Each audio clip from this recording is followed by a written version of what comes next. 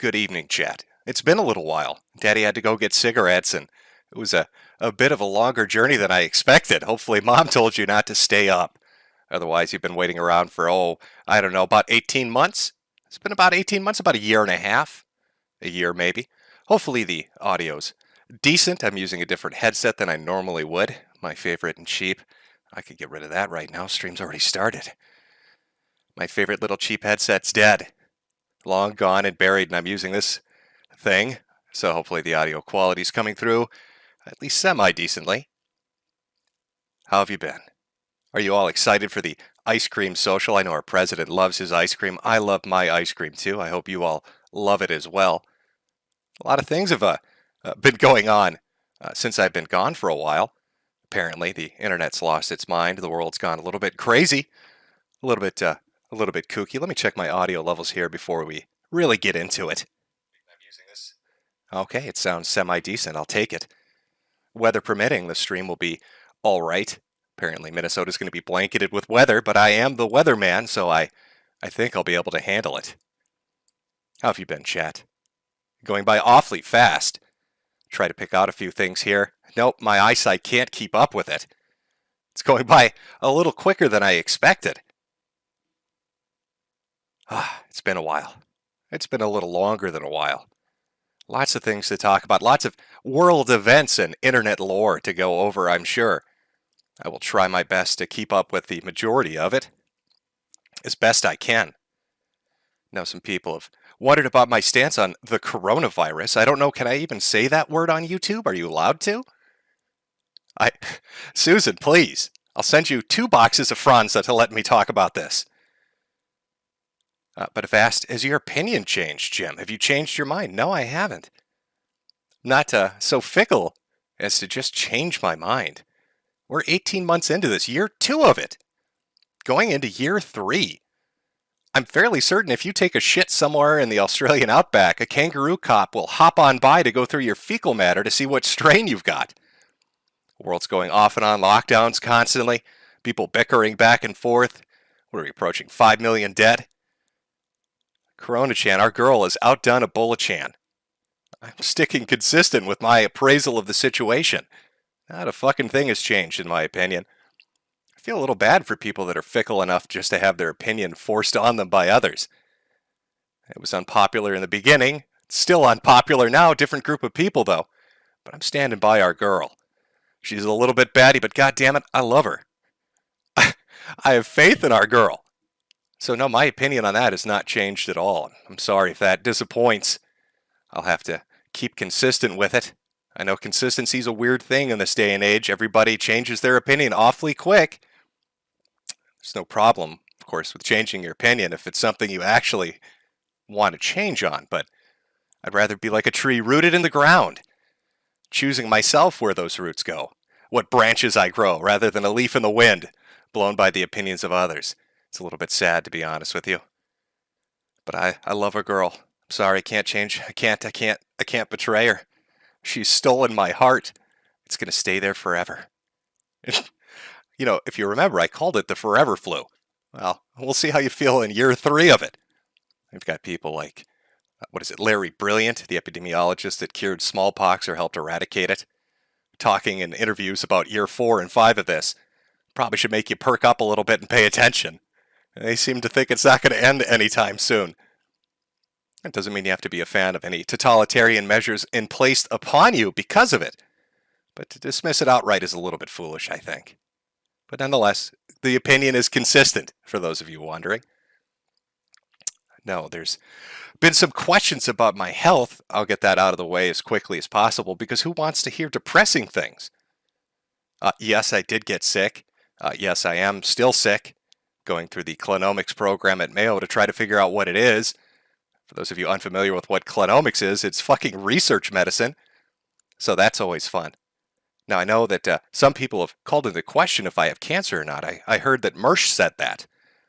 In fact, you might want to be careful, chat. I also heard that Mersh told people if you donate to me ever on any live stream I do, he's going to be very disappointed in you.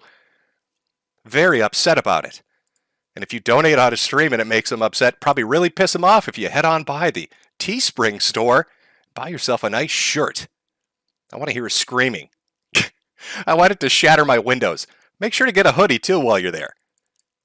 Should have done a promo code MERSH, but God help me, the man's social media impact is like Chinese food. 20 minutes after he says something, you forgot he exists. I don't want to make fun of him too much. I want to make sure I got the right MERSH. This is the MERSH that saying happy birthday to Styx because he pulled something out of his ass and was embarrassed publicly. Is that the MERSH we're talking about? Or is it the MERSH that ran away from Baked Alaska when he got confronted in the street? Oh, don't mind me, Baked. I'm looking at the ground. I work with the city. That's why I can't look you in the eye. I'm looking for cracks in the sidewalk as I waddle away. I hear MERSH wants to start a weight loss program. More power to him. Always good to get in health. Keep that physique up, get in shape and all that. You know, he's well on his way. He's got a 1-pack from what I hear. It looks like he's pregnant with the Hunchback of Notre Dame. I guess that's what happens when your treat day ends in a Y, isn't it? But God bless him. He's out there protecting the people with his gun at McDonald's. He's gonna keep you safe when you order a Happy Meal. I'm glad to know that our brave MERSH is out there saving the world one person at a time. But no, MERSH, I wasn't faking the cancer, and I don't mind if people buy hats or donate. I'm sorry if that enrages you. It's a weird thing to get upset about, but whatever floats your boat. I guess if it makes you happy, it makes you happy. And we want you to be happy. Jolly and happy. Jolly and fat. At least that way you can supplement your income when Christmas comes around by LARPing as Santa Claus, huh? MERSH, why did you buy a BMW? Why did you buy a ghetto BMW that needs repairs? There's more parts falling off that thing than fucking limbs off a leper. I'm not sure what lemon you guys, like what dealership you walked into that sold you the lemon, but maybe just buy like a scooter. And then you don't have to spend $10,000 replacing a fucking 30-year-old BMW's parts. I don't know. Revenge of the Sis, MERSH. Well, there you go. I give you something to talk about for the next 5 weeks. You're welcome. You're welcome, buddy. Oh, God, who are we talking about? Oh, God, I feel like I ate Chinese food. I keep abreast of things that are going on. I mean, I hear things, and obviously there's shit that's out there, but I don't really... You'll find out, this is maybe something you've never experienced, but you get sick enough, and you just kind of not care anymore about a majority of things. It really just kind of rolls off you like water off a duck's ass. You just kind of don't give a shit. It's a fantastic feeling in a way. You're kind of willowed and hollowed out, and you could sit there and stare in the abyss, or you can roll with it. Shouldn't let it keep you down. Got to keep going. You need that Goku get 'em attitude.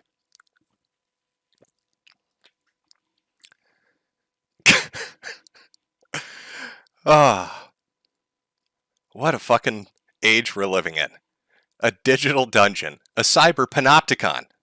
You know, there are things I can't even say anymore. None of us can. It started with words. Certain no-no phrases and words that you couldn't say, and so we had to be smart about it and work our way around it with euphemisms, and memes and jokes, and substitutions, to find a way to express what we meant to say, because we can't say those no-no words anymore, but it morphed, it went beyond that. It started to change, didn't it? Now it's not just words that you can't say, it's ideas or concepts that you can't even express anymore. We're being hemmed in, hawed in, wrangled, if you were. And what do we do about it? It's not much. Social media really has worked hand in hand with the government to sort of corral us and strip us of our ability to even talk about things. Step out of line and you're deplatformed, demonetized, depersoned. No more bank account for you. No more hosting platform for you. No more servers for you. No more DDoS protection for you. I mean, there's only so much you can build with your own hands. It's one thing to say use a different website, build your own service, get your own servers, buy the hardware, run the company, build your own bank. But at this point, we're getting to the era where we're going to need to run our own country to be able to say what the hell we think. I'm going to have to move to like Tonga or something just to crack a few jokes that might offend people. And it's so bizarre. And you can kind of feel it. It's that intangible thing, isn't it? It's almost ethereal. It tickles the back of your spine, that little bit of despair, doesn't it? As you can kind of slowly see the world going crazy around you as people give in to this. What else can they do? pushed more and more from being able to really express what you think, and using that silence that you're left with as a example of consensus. But it really isn't. You just don't want to deal with the shit. Can't say what you want to say anymore. Can't do what you want to do anymore. It's not the era we live in. This isn't some shit like cancel culture. This is deep. This goes to the root of it. Right in the very soul of it. It's fucking tragic. You know, for years, decades, people have talked about this. I've talked about it. About what was kind of coming. And look where we are. Systems of control implemented almost at every level. Blatantly so, openly so. You had people like Applebaum, who 5, 6, 7 years ago was talking about how you can't trust hardware companies. Beware the intels, he said. They're putting in backdoors in the hardware for the government. And then the software companies, all working in tandem under the Patriot Act with the government to basically give access behind the scenes. To social media companies, which are either coerced or willingly do it. Not all of them, I'm sure, are happy with the decision they've made. You can look at Jack's timeline on Twitter, and you'll see that he's tweeting some very interesting things, but the sad part is, Jack, once you willingly become a cog in the machine, you can't bitch about the smell of oil. It may offend your nostrils, but you willingly got in place. Now you've got companies like Apple talking about things that sound great at the surface, don't they? We're going to come up with an algorithm, a program for your phone to look for child pornography. We're going to make sure if you have it on your phone, we're going to match it to a database through a simple scan and then report you to the police. And who would ever object to that? Nobody likes pedophiles or child predators. It sounds like a great idea. Until you ask yourself, could the government do that? Could the police do that? Wouldn't they need a warrant to do that? But Apple seemingly can just do it because they decide to. And sure, something like that starts with something everyone can agree on. We all think it's bad, we all agree it's bad, and something should be done. But does it stop there?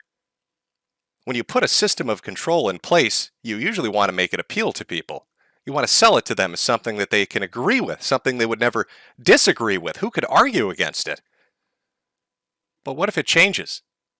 What if they say they want to start looking for other things? Maybe, conversations you're having. I heard that it was broached as a possible way of dealing with the pandemic to have phone carriers allow SMS messages from the government to dispel misinformation. But you need to ask yourself, one, how would they know what disinformation is being spoken of in text messages through SMS unless they're monitoring them? And why would they need to monitor everybody's text messages to tell you to go get a Fauci ouchie? It's insidious. It's a slow drip. It's how it's always been. And it gets worse and worse. The unfettered internet that existed, this playground for everyone to express themselves and do stupid shit and be silly and awful and amazing to one another. It's gone. It's dead. It's buried. It is not coming back.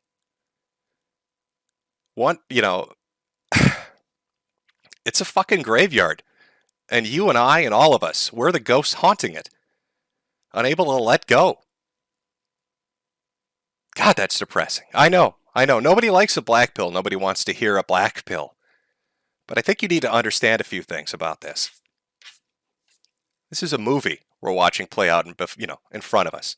And I'm a critic, just like you. We're sitting side by side in the same theater. I'm not the producer. I didn't write the script. Neither did you.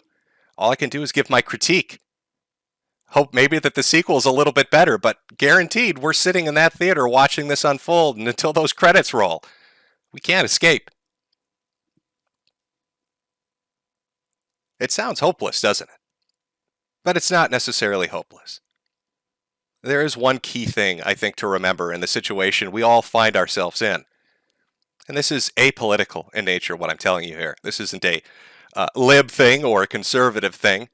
This is a people thing. When systems are put into place to control you, when tyrants, in whatever form they may take, whether that's a oligarchy, a technocracy, a government, whatever it is, when they're on top of you, wielding their power, that power which is derived through your fear, they want you to be complacent, and maybe you're forced to be complacent. Maybe you can't speak and say the things you want to say or do as you please. But the thing to really take away from it, and to remember in that situation, is to fucking laugh at them. They can't stand it. When you laugh at them, when you mock and you ridicule them, you're spitting in their face, you're slighting them in a way that they can't recover from. It's a wound deeper than a dagger. Because it takes away that precious thing that allows them to enforce that power, which is their fear, the fear they implant in you to behave. When you laugh at them, it takes that away from them. And they're left looking like assholes. They can't stand it. Why do you think humor was one of the first things that was attacked on the internet? Well, before politics. Humor was one of the first things they went after. Because they understand its importance and its power. And that if you laugh at them, you're much freer than they imagine you to be. So please don't mistake this as a black pill. It's just certainly my assessment of where we are, where the internet is. That censorship that's been instilled in us, that trained behavior, it's bizarre. I think about the videos that I used to watch on YouTube on a daily basis, and if you tried to re-upload any of them, you'd instantly be banned. I think about the jokes people used to say on social media, and if you said them, you'd be instantly banned. Forced to retreat into an alternative setting to other websites that try to offer that alternative, but they're so busy trying to stab each other in the back to take the place on top of the mountain, I guess. They want to be number one amongst the competition, and so they slit each other's throats. But they're fighting over a molehill. That backstabbing nature hurts them all. I wish to see them all succeed. I wish they could. Every alternative that pops up, but through one way or another, they just don't seem to be able to get that footing that they need to really launch themselves, to continue themselves, to fund themselves. That in part is due to the apparatus which exists overhead. I mean, it's not really a secret anymore that a lot of things that happen behind the scenes, and a lot of the calls that are made by financial interests. Companies like Visa and MasterCard pressuring everyone. Banks pressuring people.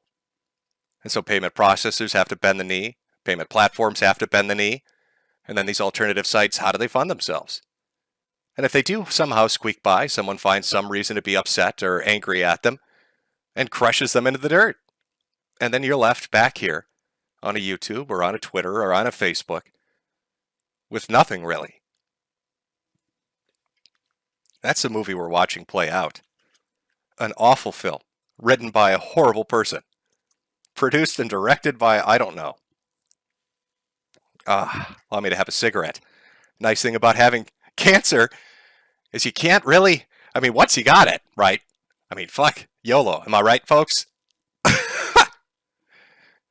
Of all the things, when it comes to cancer, you would have thought, oh, he's going to get lung cancer. He smokes so goddamn much. Clean as a whistle in there.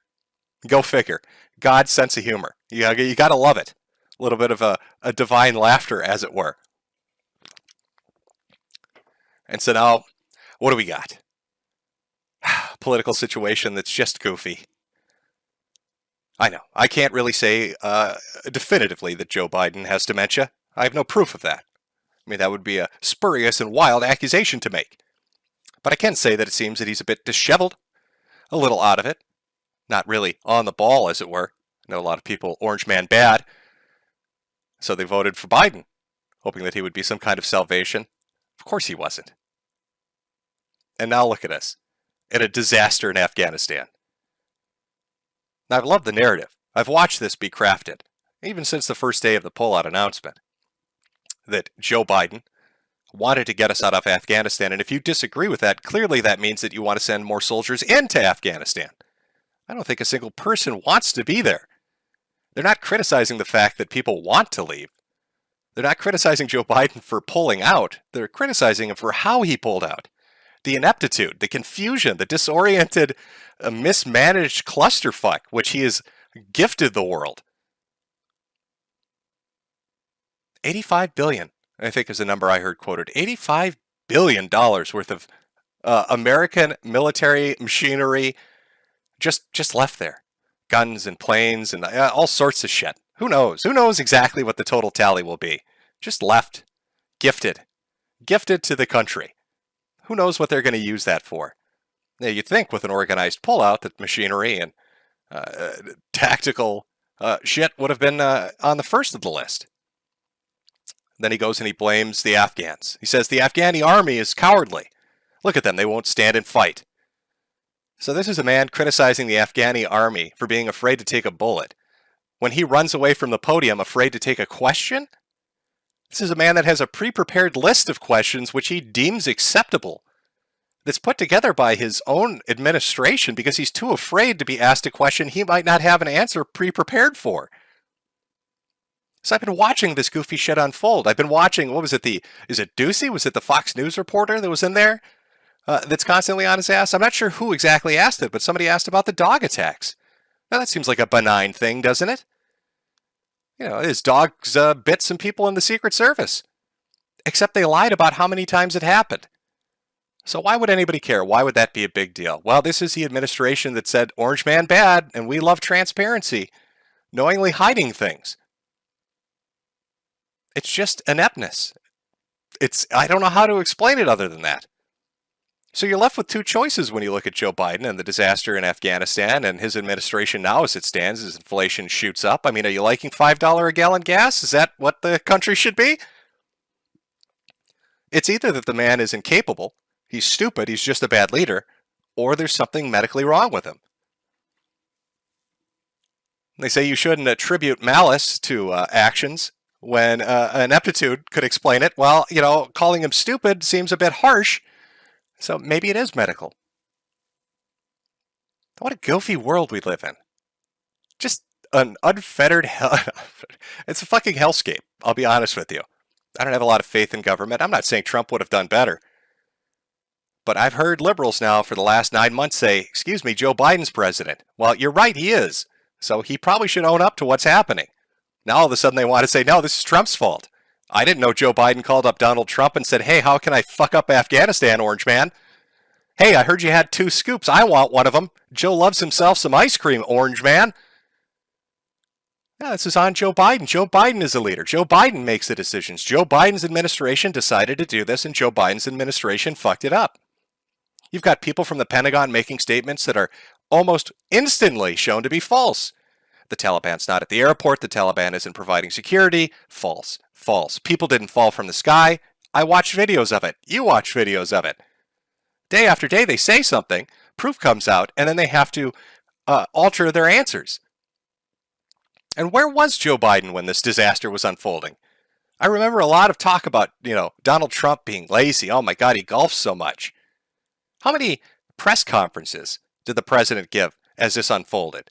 You stepped in front of the podium for a total talking time of what, an hour? This is a man that if you look on Twitter right now, you'll find video clips of him falling asleep while he sits with the Prime Minister of Israel. Sleepy Joe isn't a meme. The man literally fell asleep. I think they had to have, Kamala Harris poke him with a stick to make sure he was still alive. Sleepy Joe Biden, tired. Joe Biden need ice cream. Oh, I'm doing the Tonka voice. God, I wonder what happened to Tonka. I'm just kidding. I don't care. Does anybody? Now you've got everybody around the world laughing at America, which is fair. I mean, if I were a foreigner, as an American, I love to do streams talking shit about the world. So if I was the rest of the world, I would be talking endless shit about America right now. I mean, it's your turn up to bat. You've earned it. This is an embarrassing disaster that seemingly is continuing onwards. So now we've had a terrorist attack there, ISIS-K. What does the K stand for? Are they reinforced by potassium? Are they the healthier version of ISIS? Is this like a diet brand of terrorism? Who names themselves ISIS-K? Is there an M and an L? They pick every letter of the fucking alphabet? ISIS-K, here to infuse you with potassium. Okay, all right, ISIS, calm yourself down. Oh. Was it 90, 150 Afghans dead from the suicide attack, 13 service members dead? And then I watch a YouTube video of somebody in the military asking a simple question, where's the competency and where's the responsibility in the administration? Why is nobody up the chain of command saying anything or doing anything about this? You know what happened to him? Done. Fired. His ass was out the door. At the same time, you can go on TikTok and watch some chick that drives a fucking refuel truck or whatever the hell it is in the military say she can't wait for martial law so she can stick a gun in your face. What's going on with our military? You've got General Mark Milley out there talking about white rage and communism and all these other fucking things. When what he should be doing is putting together an exit strategy that's not a goddamn historical embarrassment. Yeah, Biden had made speeches for months talking about how Afghanistan wasn't going to fall, the military was going to stand, ISIS wasn't a threat, Taliban, or because they didn't exist, Taliban wasn't a threat, everything was going to go smooth, everybody was going to get out. It will not be a repeat of Vietnam, he said. You will not see images of people leaving the embassy like the fall of Saigon. And that is literally what you saw. Quite literally what happened. And now you've got the Taliban on social media eating fucking ice cream cones and driving go-karts, mocking the President of the United States, at a press conference with the Taliban. One of the reporters asked them, what is going to happen to women under your rule? What about free speech and free association and all of that? And his response, with laughter, was essentially, and this isn't verbatim, but it's the gist of it, isn't it strange to have a Westerner ask me about freedom when you can't even say what you want on Facebook? Why don't you go talk to Zuckerberg? I don't know who taught these men, as they spent 20 years in the fucking mountains, how to meme, and where they got their banter. I blame Australia. It must be Australians. Somehow they've set up their own communication network and have taught the Taliban how to banter. But the guys hiding in the mountains know about the panopticon that we've ensconced ourselves in. They understand that we're surrounded by this shit, and they mock us for it. But, at least Mark Milley was able to get the Afghan girls robotics team out, so I guess no harm, no foul. I mean, it's like an omelet. You got to break some eggs, am I right, folks? Wasn't that the big selling point? The adults are back in charge? I remember hearing that smugly from a lot of people. Oh, the adults are back in charge. Things are going to go well, everybody. Sure as shit doesn't feel like it. Sure doesn't feel like things are being in control. It doesn't feel like the adults are in the room. It feels like we're all grasping in the darkness because we have no leadership. Fundamentally, on every level, it feels like leadership is imploded in upon itself. Joe Biden feels like a doddering old fool, a man that walks into walls unless you give him some guidance by taking him by the fucking elbow and directing him where he needs to go. Kamala Harris is ducking the cameras, which is probably the smartest political thing she's ever done. Because God help her if she ever gets in front of one, they're going to ask about the southern border and that speech she gave 2 months ago saying she was vital in the planning of the Afghan pullout.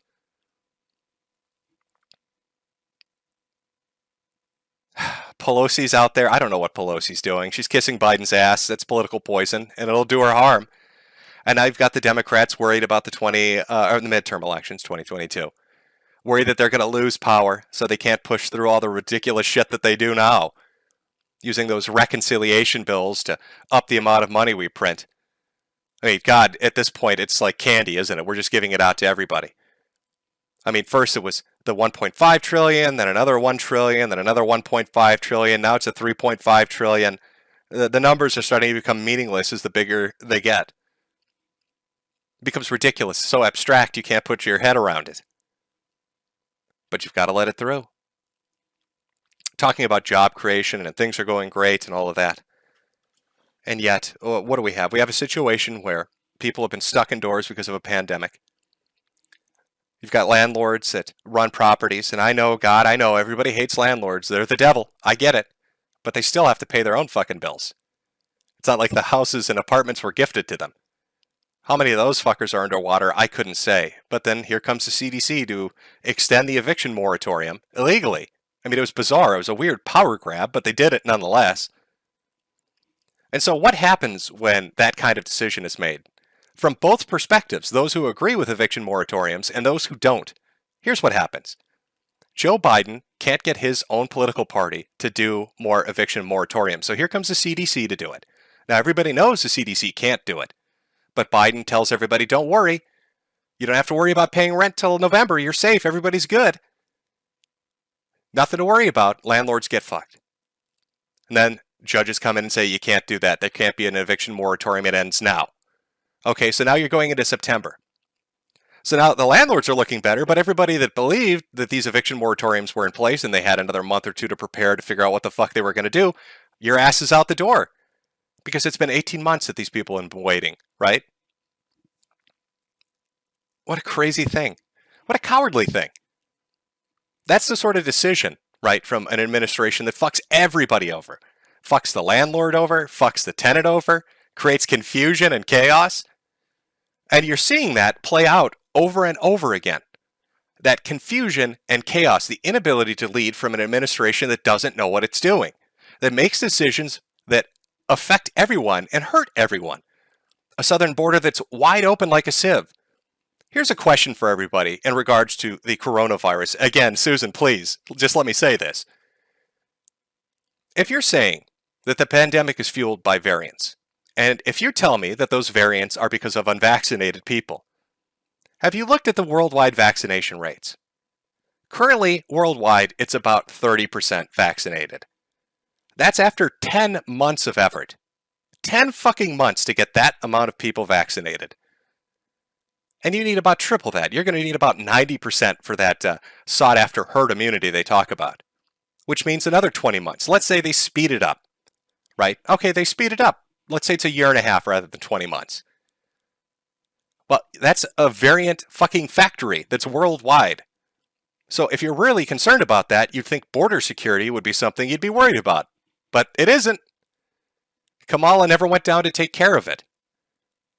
So we just let people in. Just fucking let them in, let them in, let them in. We'll deal with it later. It's a chaotic situation.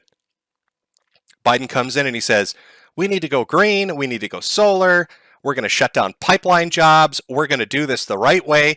And now here he is on his knees begging OPEC to produce more oil to drive down price. And OPEC doesn't give a shit and laugh at him. And why wouldn't you laugh at him? Because it was a stupid, silly thing to do. Now your gas prices go up. These chaotic fucking decisions that don't make sense, that there's no pre-planning. They sound good. They sound good in a speech. But if you don't have planning behind them and infrastructure behind them and a will to drive them, they just do damage. So with those kind of decisions, it's really not weird to see Afghanistan sitting in the situation it is it? There was no planning involved in it. He just wanted to be able to have a 9/11 anniversary and say we're out of Afghanistan. That's what he gave a shit about. He didn't give a shit about personnel, didn't give a shit about equipment, didn't give a shit about security. He cared about the photo op. And so when it blew up in his face, he hid. He hid away. He hid away in a way that liberals used to make fun of Donald Trump for hiding away. Taking trips to Camp David, taking trips to Delaware. And then he'd show up to the White House, he'd give a 10-minute speech where he'd get everything wrong and be contradicted within a day. And then he'd tuttle off, he'd trudge along, and he'd leave. And then another big fuck-up would happen, and he'd be right back saying, I didn't know people were falling from the sky. I need to go eat more ice cream. I mean, if we're this incompetent running away, I am scared to think what we're going to do if we actually have to fight a fucking war with anybody that's semi-fucking coherent and capable. I mean, we're up shit creek if that happens. At this point, Cuba could take us over. The Tonganese could come with canoes and their one airplane from their mighty Air Force and take us over. It's such a strange world, man. Feels like a fever dream, doesn't it? Feels like we're stuck in a fever dream. But again, I don't mean to blackpill you too much. That's just my observation, watching that movie, sitting inside that theater with you. That's my assessment. Global politics is fucked. American politics is fucked. And we're all being muzzled so we can't really talk about it. What the hell, man? You know, I just wanted my circus. My bread and circus. They won't even let me have that. It's too offensive. Even the Romans understood that you can't be that fucking stupid. Salutations, and welcome to World Anvil's article edits. I see a lot of ice cream cones. A lot of ice cream cones in chat. I'm glad you're loving the vanilla. Don't we all love the vanilla? Somebody said Tonka mad. Oh my God, is he actually still out there somewhere? I'm trying to catch up. Chat's going by so fast. But Tonka's still out there? I wonder what he's doing now. I thought he was wrestling. Wasn't him and Jim Sterling wrestling each other? Isn't that what he does now? Oh, I saw somebody bring up QAnon in the chat. Yeah, let's talk about Q for a second. Again, Susan, please. I'll watch my language. I promise. I'll be a good boy. Boy, wasn't that funny. You know, for about a year, 2 years, 3 years, I'd taken the viewpoint that Q was like cicada for boomers, right? That it was like some kind of internet game that they got way too invested in. But they trusted the plan so much they forgot to vote. Oh, that's got to sting a little bit. Oh, they were so dedicated. Oh, they were such true fucking believers. Left holding the bag on that shit. That's got to fucking sting. You know, I remember at the height, there were fucking, there must have been thousands of stores selling Q merchandise. There were Q streams. There were people that treated that shit like they were looking at a lost language, doing a study on that. You get 50 and 60-year-olds from fucking Facebook having 5-hour-long live streams talking about Q drops and all the deep significance in them. Oh, man, I don't know what that was. I mean, you could say that was... You could say a lot of things about it, but really you should appreciate the humor of it, I suppose. that was the biggest clusterfuck I've seen in years. I mean, at least Cicada ended with people trying to solve tough puzzles. I don't know what you got left with from Q, aside from merchandise you're too embarrassed to wear in public at this point.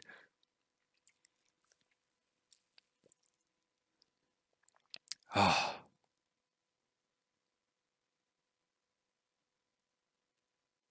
A psyop? Maybe you're right, chat. Maybe it was a psyop. I don't know. What's that? There was a previous thing kind of like that. What was it? The trust plan or plan trust? Some Russian thing where they convinced the peasants to just everything was okay in the palace. Trust us, guys. 2 more weeks and it'll be back to normal. Oh. I mean, you'd expect. I guess it's kind of 50-50, right? You'd expect if it was a psyop, whoever did it would come out and be like, I owned your asses. Look at how amazing that is. On the other hand, if it wasn't a psyop and it was somebody LARPing, they'll never publicly admit it. It'd be too fucking embarrassing. Too many people would be mad at them. So we're going to have to wait a decade. I did see that documentary on HBO about it. I mean, that was entertaining. You know, what they posit at the end that, I can't remember his fucking name. The guy from 8chan, Code Monkey. They posit that was Q. You know, I can't say whether or not that's the truth, but I'll tell you, the documentary guy, a little more balls than I have. Because if some dude told me to meet him in the middle of the forest at like 1 in the morning so he could sing opera, I would take that as him telling me he's going to skin me and wear it as a suit. It was like episode 3. He's like, hey man, I know you're looking into that Q thing, but why don't you come into this forest with me at midnight? Why do you want me to go in the forest with you? Just trust me. I want you to hear my opera. I sing really good opera. Come into this forest with me at midnight. Don't tell anybody. Come on. I want to sing some opera for you. I hope he brought a gun. I mean, like, oh shit. I'd love to hear your opera in the forest at midnight in a country I'm not familiar with, but I think I'm going to pass on that, my friend.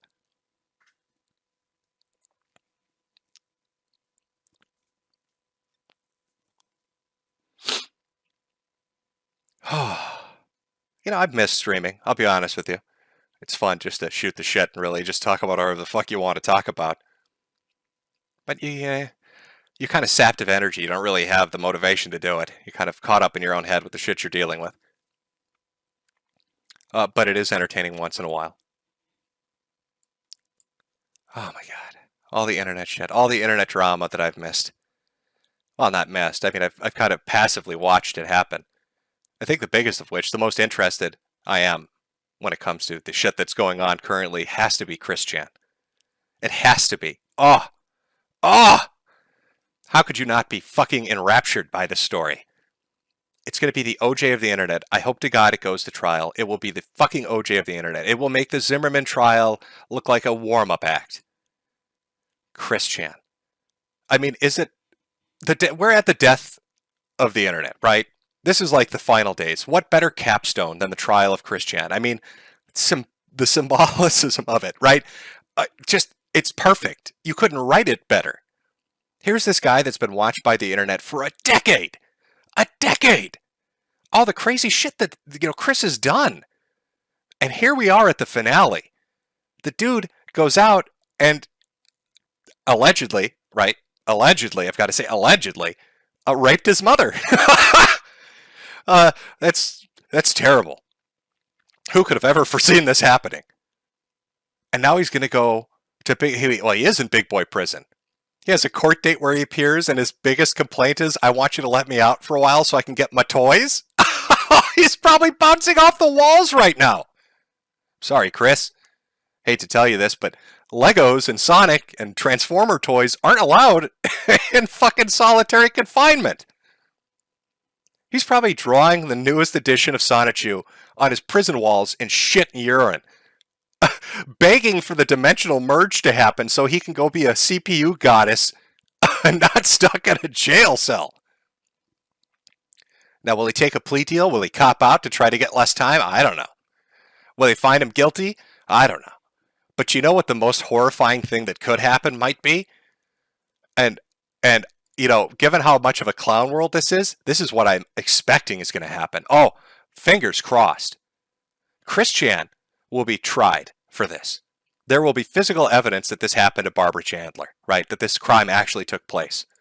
But Barbara Chandler will take the stand in defense of Chris. And she will tell the court that she loves fucking her son. And then we're going to get 2 hours of graphic description of the frequency of his tongue when he's flicking the bean. Imagine the absolute horror on the jurors' faces as they have to hear this. As Barbara Chandler describes to the court in graphic detail how she loves getting fucked by her son. That would be the perfect capstone to Clown World. That would be the thing, I think, that would really just really upend everyone's expectations. That's like a Shyamalan twist. Nobody saw it coming. Barbara, why would you testify for this sick pervert? Because I love the way he fucks me. Oh, no! Barbara, please, no. Oh, but that trial's coming up. Do you know that we're probably going to hear Chris Chan? I mean, if this goes to trial, there's 10 years of things that have happened that the court's going to have to hear about. Because his defense, I'm almost certain, are going to try to say that this is a mentally vulnerable man who has been shaped and misled to commit a crime. That it was almost under duress, shaped by years of trolling and torture. And to set up that kind of defense, this guy's going to need to include everything that's ever happened. There are going to be jurors that are going to be sitting there listening to a man in a pickle suit. Liquid Chris is going to be put up on a widescreen display playing his guitar. We're going to hear the audio clips of Blue Spike laughing as Chris shoves a Sonichu medallion up his asshole. It's going to be fucking wild.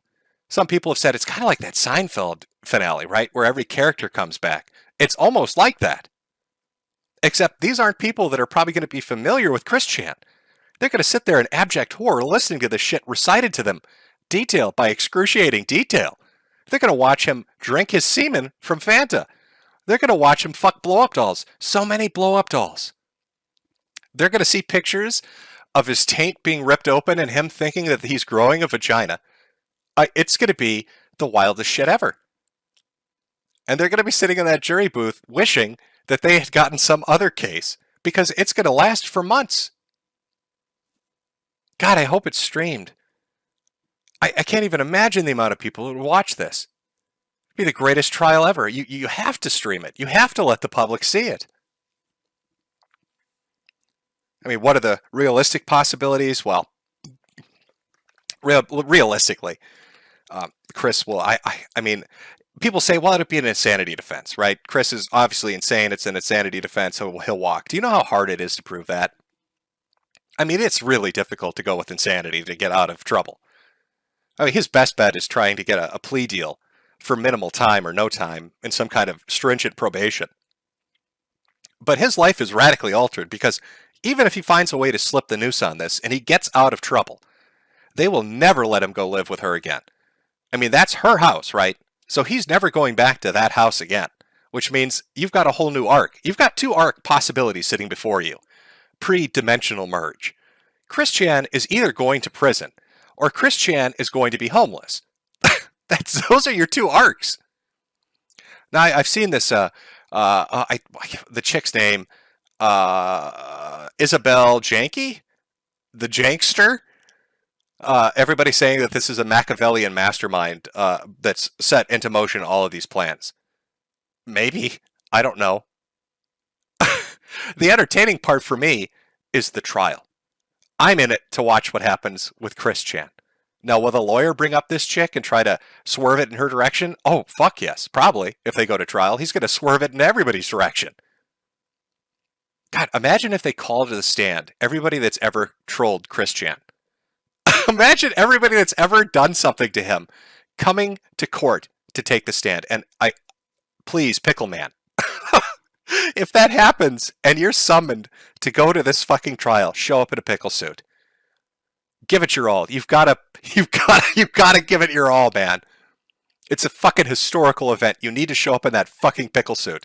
And Liquid Chris needs to show up dressed like Chris. Oh my God, I'd love if he took the stand and say, that man is innocent. I'm the real Chris Chan. That man is an imposter. I'll have you know my mother was never in love with me. We've never had sex, I guarantee it. It's been hell. It's been hell waiting for more news about this. I mean, we're what? We're, I'd say 3 weeks away from more information. I think it's sometime like early, middle September that he's got another hearing. I mean, generally with court cases like this, they're hearing, delay, until you finally get to the meat and potatoes, the juice of it. And so we're waiting to get to the juice of it. But it's coming. Oh, Lordy, is it coming. I'm actually really looking forward to. I really hope it goes to court. I really hope there's a trial. I don't know, chat. Let me see what the general consensus is with you. Give me a 1 if you want to see Chris Chan go on trial. Give me a 2 if you don't think it's going to happen. 1, Chris goes to court. 2, he weasels out of it. Let's see if we can try to get a consensus built. I know there's a bit of a delay. There always is a fucking delay with streaming.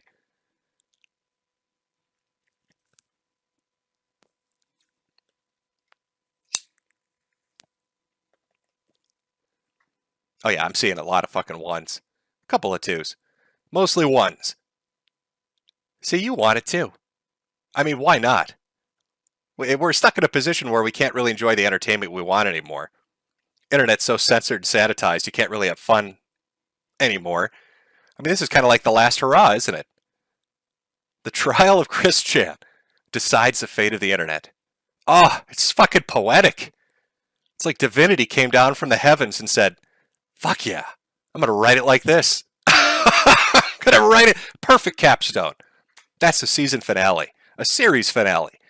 The last hurrah of the internet, the trial of Chris Chan. Oh, and you're going to have streamers everywhere talking about it.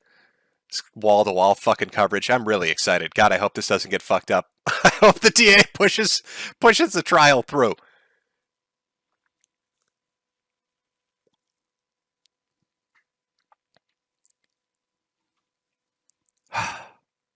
Fucking Chris Chan, man. You know, I figured it would end darkly for him. I'm not a prophet though. I didn't think he'd go and rape his mother, so I'm not calling dibs on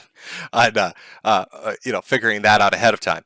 But I figured it would be a dark ending. I thought he'd get wrapped up in something, he'd get too pushy with somebody, and he'd either get hurt in public or he'd do something stupid that would hurt himself. But I figured it would be dark and he'd end up at some point homeless. Like Barb would die and he'd burn through the money and lose the house and, I don't know, build a fucking Lego shack to live in. I wasn't exactly sure where it was going to go, but I was pretty sure it was going to be dark. But really exceeded my expectations, Chris. Oh, God, it's gross. It's gross even thinking about it, really. But that's what makes the best kind of trials, right? Betrayal, vengeance, sex. It's got pieces of all of that built into it. You've got an assortment of people. Assortment of characters who could take the stand and have to talk about this. and explain it. The perfect ending.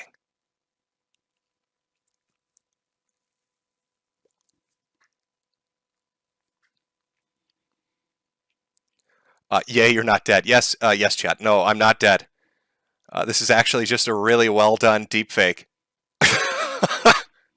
Jade figured out how to deepfake my voice, and you're all being taken on a ruse cruise.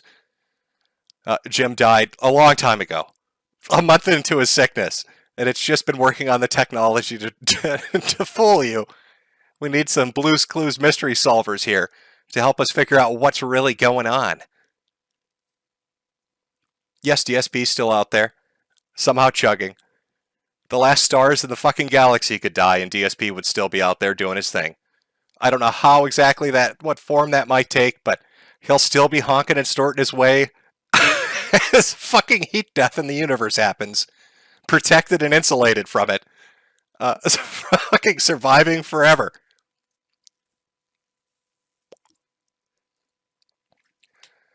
Oh. Well, if you remember much about my streams, you remember that I always take a little break. So let's take a small, momentary break while I go get something to drink. And I will put on some background music for you so it's not just dead air. I'll try not to donga this up. So if you got to grab something to eat or drink or take a piss or shit, do whatever you got to do. Now's your time to do it. We'll meet back up. We'll continue on discussing all the crazy shit that's gone on in the last year and a half in just a few. J Squad. We gotta find. That's the first clue.